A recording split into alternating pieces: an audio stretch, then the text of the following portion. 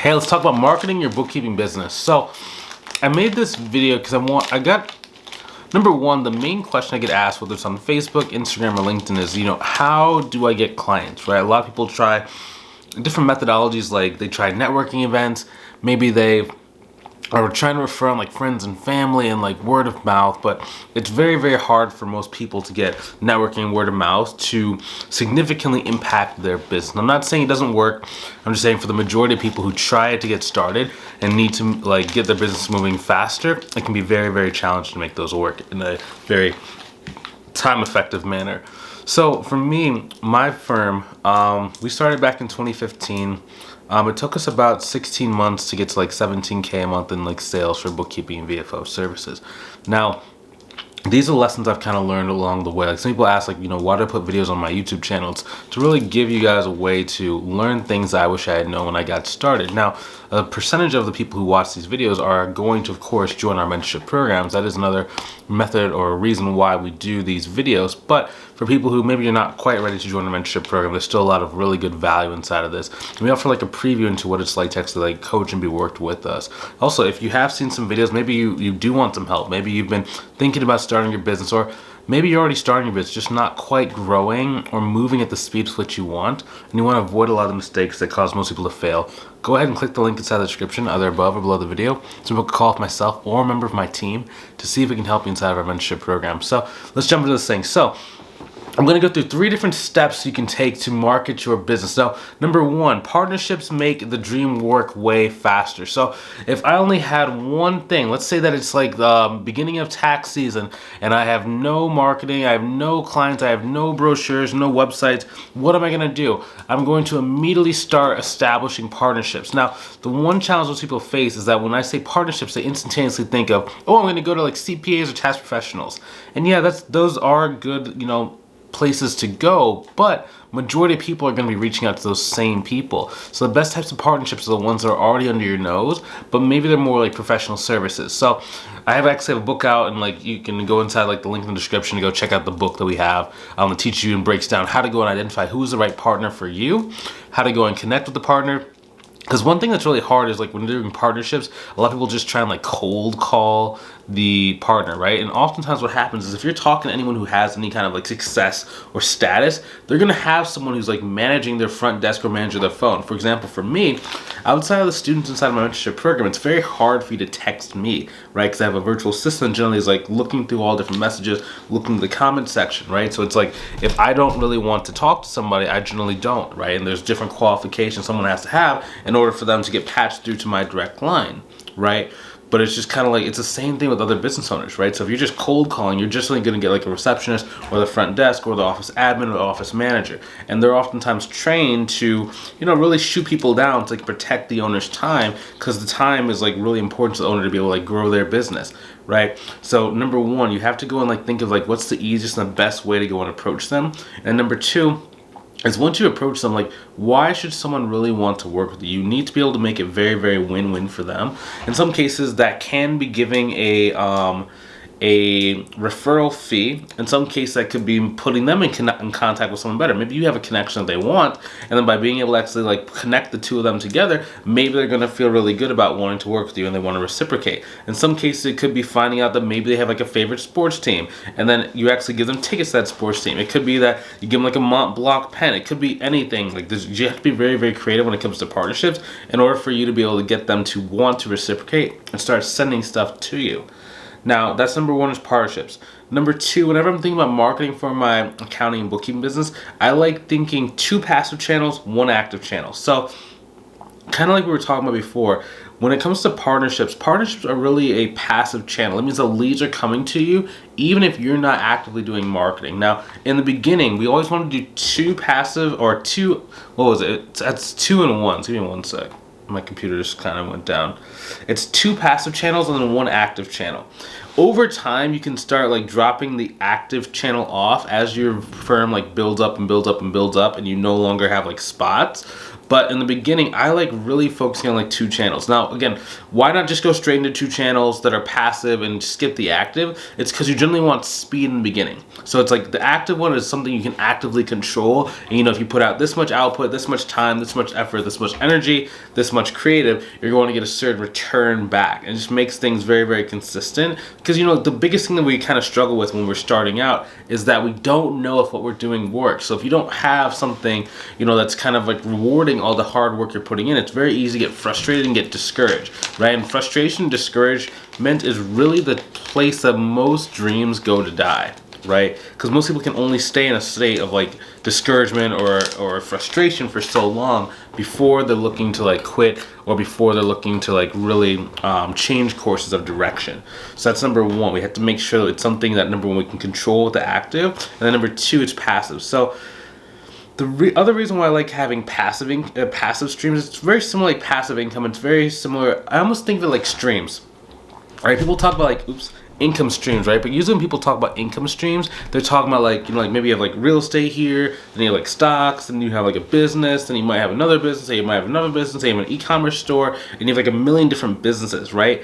And that can be very hard when you're a new entrepreneur to like be able to balance all those different businesses, right? Instead, what I do inside of my, you know, I have 2 businesses. Technically, I have 3. The third one is kind of like a pseudo business.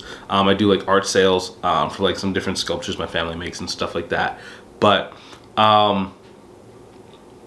within each of those businesses, there's a number of different ways to get clients, right? For our mentorship program, for example, there's like 7 different ways that we go and get clients, because in case one of them like shuts down, like for example, I had like an Instagram account get restricted last week, right? So it's like I can't use an Instagram account until I go through like this it's like a verification or some sort of like review, right? But if I only had one way that I get clients, then no one would know I exist anymore, right? So you have to have multiple different ways. So by really strengthening those streams and making it easier for your business to be able to bring money to you in a number of different ways, it's just the best thing, right? So when you're first starting, I always like focusing on the 3. Now the 2 passive ones, number 1, that can be partnerships. For your active one, that can be LinkedIn, but then LinkedIn can actually become passive, right? Because we have like a lot of different automation tools. So the way I like thinking about all this stuff is like streams, right? So you want to have multiple streams. It's almost like, imagine that your business is a kingdom, right? So like you maybe have a castle, you have like the outskirts, and there are different streams of like water and nutrients that are coming through.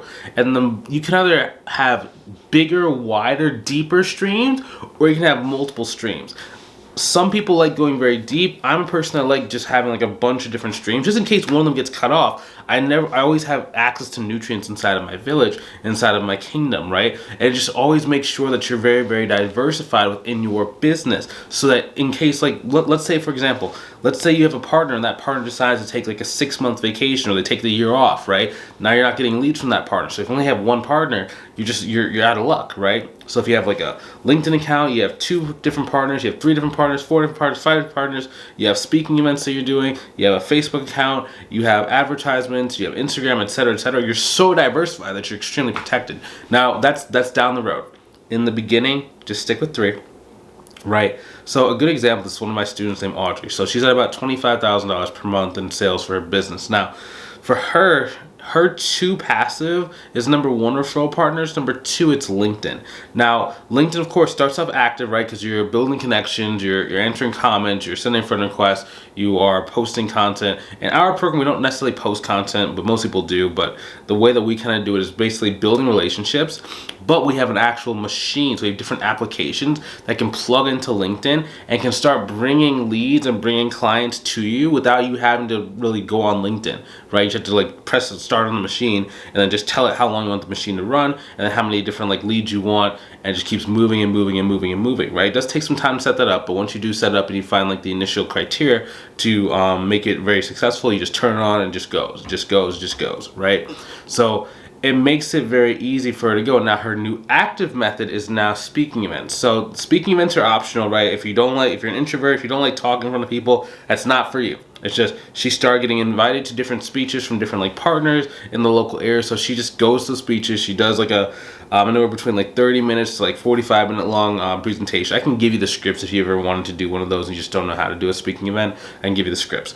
But basically she does that, then she gets 1 to 3 clients every single time she does a speech, right? So then she just schedules about, I think she schedules between like 3 to 4 per year. It's just a very, consistent kind of pace. Not like it's another job or anything like that. It's just something she does when she feels inspired. So it just makes things very, very simple. But she has those 3 channels. So no matter what happens, she's able to keep growing her business. And no matter what happens, like she had a referral partner who was like a dentist, and that dentist literally took a 1-year hiatus off. I can't remember if it was like I think it was like a sabbatical or something. It was either hiatus or sabbatical. And he basically stopped like his practice for like a year. And if that was the only one, like again, she's out of luck, right? But since she has multiple ways she gets clients, multiple partnerships, multiple profiles, everything she needs, she's always ensuring that she's able to, really have those clients coming in. Now, the third thing I always think about when it comes to like marketing your business is, if you're going to be going more of like the relationship building, let's say that, it's you send a connection request and then you start talking to people over the span of like 1 month, 3 months, 6 months, etc. You need to keep your marketing scripts and conversation scripts very, very simplified so that when you're ready, your virtual assistant can take it over as soon as possible. Now, when I say keep it simple, it's like it does not need to be like something where it's like you have to go look through their profile, see about their kids, see about like their events, how many times are they in the news. Like some of these scripts can get very, very complicated. So you need to be looking like for all the people that maybe you talk to and then who end up being a client, that you reverse engineer what are the common threads between those conversations, and then that becomes your new message script, right? So for example, one of our students named Yulia, we give you a message script inside the program, so it's already pretty simplified, so like it's very, very baby proof, like, right? It just makes it very easy for you to communicate. But as she started getting more and more filled, she just didn't have the time to go and like manage her own account. So she started making her LinkedIn profile more passive by having a virtual assistant. Right, so the virtual assistant nowadays goes and builds those relationships with potential referral partners and finds potential clients using LinkedIn. But the messenger scripts are so simple, so it allows you to be able to like separate yourself and free up your time, right? My goal is always to teach you how to start building a business, so if you choose, you don't really have to do a lot of work. So like for me, for example, inside of my mentorship program, it's very, very, very passive, right? Because all I have to do is just work with the students, right? I make this video, but I don't really have to message. I don't really have to do any consultation calls anymore. It's just all I do is wake up, I check on my accounting firm, make sure my controller is doing well, make sure our team is doing well, and then I go look at my calendar. Okay, do I have coaching calls today? How many coaching calls do we have today? And then based on that, it's like that's all I have to do, right? If I really wanted to make my mentorship program even more like passive, I would just like turn to a course only and like not have no like coaching calls, and like I would not do anything. I would have literally nothing to do, right? But I kind of like doing stuff. That's why I do these videos. That's why I do like the coaching where I still like talk to the people, because like doing nothing kind of makes you feel kind of weird. But it's like you should have the choice to be able to do that, right? So you're counting from like a lot of our students, what happens is like first they get really good at the marketing, then we automate the marketing. Then they get very good at the sales, and we automate the sales. Then they get very good at doing the work, and then we automate the work, right? So we either like do a lot of automations, we use like workflows and book review inside of QuickBooks, or we teach you how to hire like a staff accountant. Now, some people, if you don't want to do sales first, you automate that first. If you don't really like doing the work and you just want to like scale it faster, then you automate like the work first. So it just kind of depends on your personality, like which one that you really like better. Now, these actually can be one and the same. You can go and hire a staff accountant who also likes doing consultation calls, and then you just have to like just make sure your virtual assistant keeps booking appointments for your staff accountant to do all the calls for you, and then the staff accountant does the work. And it's very, very like turnkey and very streamlined, right? So it's just kind of like that's what I'm really focused on now, is like how can I get the students not only to be able to go get to like 10, 12, 15, 20K per month with monthly recurring revenue, but also how can they do it without spending any time like really on the business after a while. Because like the first year it's really fun to kind of do the work and to like be the business owner and to do that, but it's like after a while, and as as your priorities maybe like change in life, right, it's all about like being able to like maximize the time. So like taking the vacation, but then when you're on the vacation, being able to actually like put down the work, put down the laptop to be able to like do it. Like this I think was either 1 week or 2 weeks ago. I actually went and took a vacation in Mexico. It's just like, it was cool. You know, I only spoke to a couple people that week, you know, did a couple of the small calls that we do for our mentorship program. And it was very, very, very relaxed. But this is like, you know, when I first got started, when I was doing all the work, all the calls, all the mess, everything myself, I would not have been able to do that, right? So it's like really maturity in businesses. Number one, being able to have options, right? So not just options like on the financial side, but also options on like the time side. And once you really have that, not only do you become financially wealthy and financially well off, you become time free as well, right? When you have both, that's really good, right? Because you don't want to be time free but not financially free, right? That's not good. That's not fun, because then all you have is like all the time in the world to think about, you know, how you don't have a lot of stuff. Being financially free but you don't have the time free is also pretty bad too, because yeah, you can buy everything, but you're just like trapped at like your, you know, your computer, your desk, or your job, right? So it's just one of those weird things in this life, you know. So having both is generally the thing I found to be like the most like rewarding and like the most fun. So yeah, if you want to kind of go along that line, if you want to be able to start growing your business, you want to be able to go and get to a place to where you have time, you have income, and you have freedom, all three, right? Go ahead and click on the link inside the description, either above or below the video. Book a call with myself or a member of my team to see if we can help inside of our program. We can't help everybody. Like, number one, like not everyone is a good personality fit. You know, number two, our methodologies are very, very proven and very streamlined. Now, we do customize it for the individual, but there is a very set, you know, steps. If you're a person that likes doing, you know, like cold calls, or if you like doing, you know, certain platforms that we just don't really encourage, then, you know, maybe it's not the best fit for you. But if you want a more simplified process to be able to grow your business and have total control over the growth of your business, go ahead and click on the link inside the description. Book a call. We'll see, and we'll see if it's a good fit for, you know, yourself and us. If that's you, I'll see you on the call. If you're not quite ready, I'll see you inside of the next video. Take it easy.